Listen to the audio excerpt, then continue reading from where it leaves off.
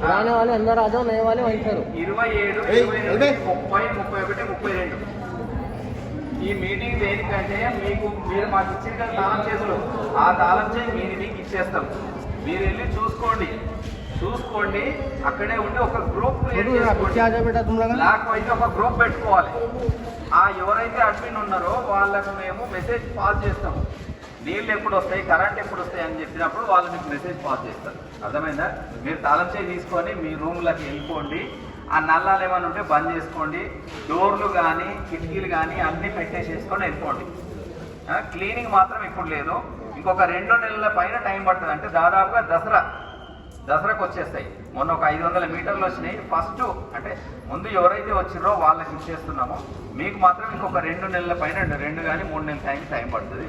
ఇప్పుడు సార్ వస్తారు, ఒక 5 నిమిషాలు మాట్లాడేసేస్తాడు. పాత వాళ్ళు పక్కకు రండి, కొత్త వాళ్ళు మాత్రమే ఇక్కడ ఉండండి.